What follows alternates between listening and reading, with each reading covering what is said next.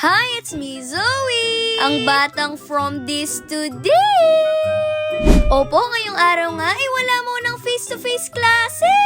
May bagyo raw po kasing parating sa bansa natin! Ay naku, sana maligaw na lang yung bagyo na yan, no? Buti pa yung mga kapatid ko, wala namang pakialam sa mga nangyayari! Habang ako po ito, kakatapos ko lang po sagutan yung mga modular activities ko! Kaya ito, may oras na naman kami para magkwentuhan!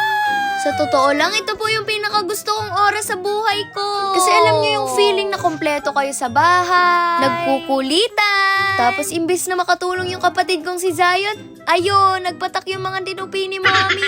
Aray ko.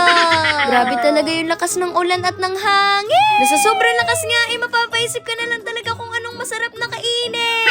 Gusto ko po sana ng gulaman dyan, kaya lang hindi naman bagay sa panahon. Kaya ito na lang daw pong champurado, sabi ni Mami. Saglit lang naman po itong lutuin, kaya hindi na ako tumulong. Na para bang ang laki talaga ng naitutulong ko kay Mami kapag nagluluto siya, no? Naglagay lang si Mami ng konting asukal dyan, tapos minekos-mekos niya na. Opo, ganun lang talaga siya kadali. At habang bising-busy nga dyan si Mami sa kusina, kami naman tatlong magkakapatid, ito literal na walang magawa. Akala ko talaga marunong si Mami magluto ng champurado, kaya lang bigla siyang tinuruan ni Daddy kung paano magmahal. Hindi ko alam kung kikiligin ako o maiinip. Kaya ito, bago pa kami malipasan ng gutom, ako na lang yung naghalo. At habang hinihintay naming tuluyang maluto yung champurado, ito, naglaro muna kami nila Daddy. At nakakatuwa nga kasi dati tatlo lang kami naglalaro. Ngayon, may kasama na kaming bunso. At sa puntong to, niluluto na ni Mami yung bacon. Opo, at pati na rin yung tuyo. Ito daw kasi talaga yung bagay na partner nito. At kung yung iba ay naglalagay ng gatas sa ibabaw ng champurado, ako naman naglalagay rin sa ilalim. Hoy Zoe, imbento ka na naman. Basta kanya-kanyang trip yan, no? At ito, sinundukan na ako ni Mami ng champurado. At naglagay na rin ako dyan ng gatas sa ibabaw. Hindi ko alam kung ganito rin kayo, pero naglagay rin ako ng evaporated milk.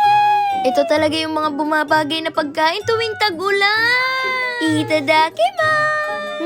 Mapapakanta ka na lang talaga na It's been raining in Manila, hindi ka ba nilalamig? Hoy Zoe, wala ka sa Manila, nasa San Juan, Batangas ka!